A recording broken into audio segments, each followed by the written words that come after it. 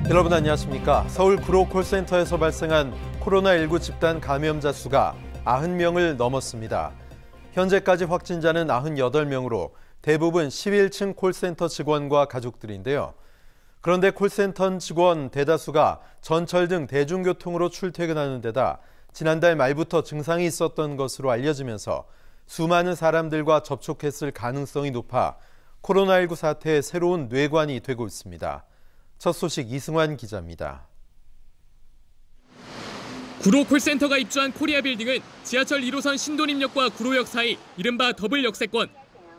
인근 버스 정류장도 8군데나 되는 손꼽히는 교통묘지입니다.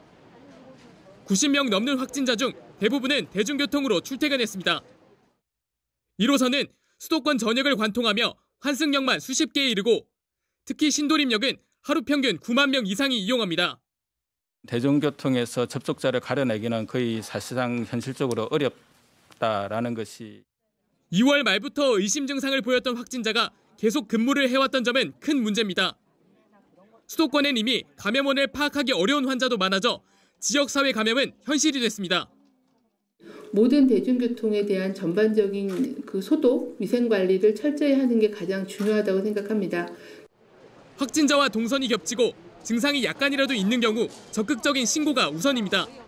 동선에서 생활하시는 분들은 개인 스스로가 이상 증상이 있는 경우 보건기관에 신고를 해서 적절한 안내를 받는 것이 좋겠습니다.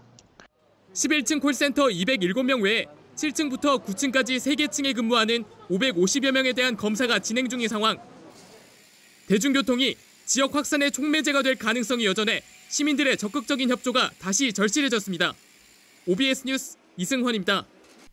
수많은 직원들이 마스크도 쓰지 않고 다닥다닥 붙어 앉아 일하는 콜센터의 특성상 한번 감염이 되면 집단 발생이 불가피하죠. 수도권에는 공공기관을 비롯해 민간기업 콜센터가 600여 곳에 달합니다. 방역당국이 긴급히 콜센터에 재택근무 등 업무 가이드라인을 제시했지만 현장에선 현실성이 떨어진다고 말합니다. 정보윤 기자입니다. 수도권의 한 콜센터. 근무 내내 전화상으로 자세한 설명과 불만 처리까지 받다 보면 금세 녹초가 됩니다. 마스크 착용까진 사실상 힘든 상황. 하루 종일 마스크를 쓰고 일하면 마스크가 침으로 범벅이 되고 마스크를 쓰고 일하라고 지시가 내려와도 그렇게 할 수가 없다. 24시간 운영되다 보니 앞 근무자가 썼던 헤드셋과 마이크 등을 고스란히 사용하게 됩니다. 저희도 그전에는 2명이서 하나의 책상을 같이 썼었습니다. 하나의 헤드셋으로 같이 쓰다가 감염에 그대로 노출된 상황인 셈입니다. 서울시는 콜센터 업체에 재택근무와 직원 간격을 넓히지 않을 경우 시설 폐쇄도 검토하겠다고 밝혔습니다.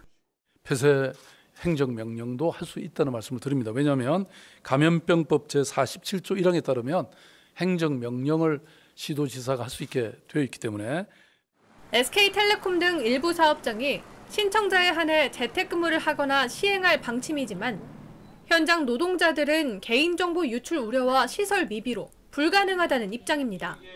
민주노총 역시 뚜렷한 대안이 없다며 우선적으로 공간 확보를 통한 분산근무와 환기 강화 등을 촉구했습니다.